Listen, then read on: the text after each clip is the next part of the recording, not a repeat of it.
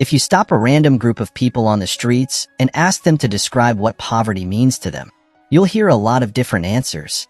A little girl might say, "It's not having enough food to eat."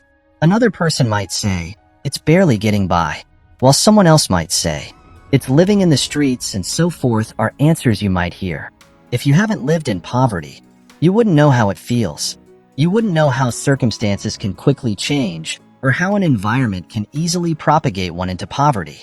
A few years ago, I also found myself in a very frustrating situation where bills constantly piled up and I didn't have the money to pay them. If you've ever been in this situation, you probably know how stressful and challenging it can be. The good news is that over time, I managed to get out of that situation, and you can too. So, in today's video, I'll share with you all the tips and strategies that you can use to get out of this situation as well, and hopefully, it will help you improve your personal finances in some way. Subscribe to the channel now so you don't miss videos like this, and click the like button so that YouTube can deliver this video to other people who are in the same difficult situation. Our list starts with 1. Track your expenses. You've probably heard this a million times before, and you'll hear it again today simply because it works, and because you're probably not doing it. Basically, this should always be a priority. Make sure that every penny you spend is clearly accounted for. The basic goal of expense tracking is to identify and eliminate inefficient spending patterns in your financial life. Moreover, keeping track of your finances encourages better financial practices, such as saving and investing. And this only comes from continually monitoring your expenses. Basically, in the words of Peter Drucker, if you can't measure it, you can't manage it. So, here's what you should do to control your spending habits. First, analyze your spending categories to determine which ones are the most crucial. Perhaps you'll discover that you're paying for a subscription that you're not using. I know I've done that, and maybe you have too. Most people consider reducing these non-essential expenses a wise approach to saving money. Now that you can see where your money is going, not only will you be saving money, but you'll also be educating yourself about some of the topics you'll be reading about. So this is a strategy that I highly recommend you include in your life. 2. Save for big purchases.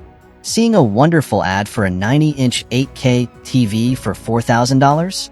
Imagine all the cool stuff you could watch on that TV. It doesn't mean you should immediately grab your phone and credit card and dial the number on the screen. That's actually a bad idea. So experts suggest that if you really want that big TV, it's better if the money comes from your dedicated savings account for this kind of purchase, not from a credit card loan, unless you have a very good plan to pay the money back, which 99% of people don't have. Moreover, there are numerous advantages to saving for a big or expensive purchase. You might negotiate a cheaper price, or at least better financing terms if you save up and pay in cash. The price might also drop. Additionally, for a larger purchase, taking a loan might make more sense, especially if it's an appreciating item like a house, or if it prevents you from withdrawing money from your savings or investment account.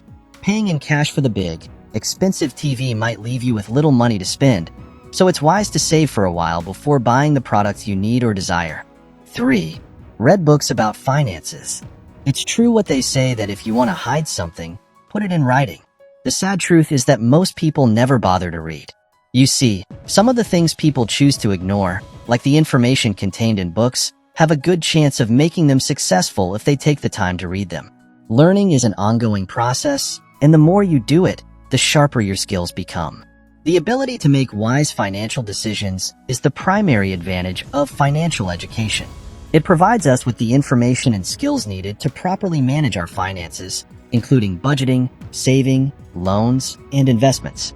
As a result, we are better positioned to achieve our financial goals and establish financial stability. It's kind of a superpower, and it really puts you in a comfortable situation knowing that you are in control of your financial destiny. 4. Set a limit for unplanned expenses. Buying something on a whim for which you hadn't budgeted can be pleasurable and emotionally satisfying. Literally, everyone knows that. However, that feeling of euphoria can pass quickly, leaving you with impulsive purchases that you don't actually need or even want. If this is your case, the harsh truth is that it needs to stop.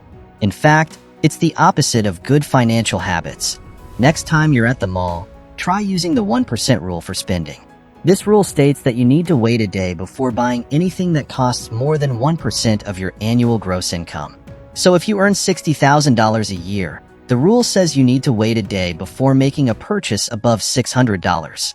This guideline applies to spending on items you want, but don't need. It basically tackles the internal battle in your mind between, do I really need this versus I want this? The 24-hour period allows you to rethink your purchase. Why not take another day to consider if you really need it? After 24 hours, you might not even want it anymore. So next time you go shopping, remember what was said in this video to have full control over the situation. 5. Pay off your debts. Carrying too much debt, especially on high-interest credit cards, is one of the most costly mistakes you can make. If you want to improve your financial situation and open up new financial opportunities, pay off your debts as quickly as possible.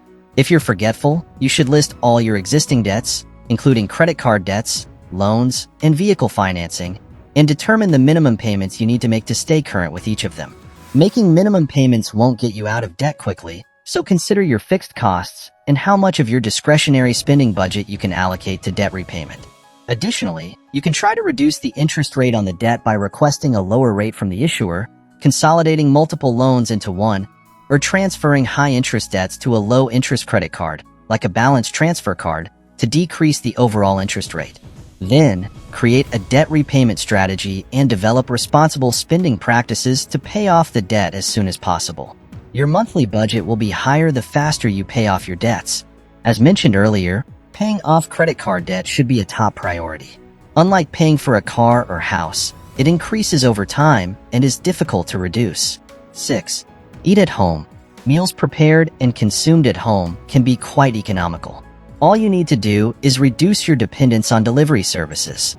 Going to a fancy restaurant once in a while is fine, but starting to cook at home or bringing packed meals to work instead of dining out every day can save money. Making a weekly meal plan can make it easier. Plan your meals for the next week and stick to the plan. Even for those who don't consider themselves cooks, the internet offers an apparently endless variety of culinary advice and recipes. Start by making at least one meal at home per week. Bring packed meals to work starting next week. You might be surprised at how much money you can save. 7. Make a budget. I never understood why most people didn't have a budget until recently. You see, most people worry about all the paperwork involved in completing a budget. Well, it really is a lot of work, but it's definitely worth it.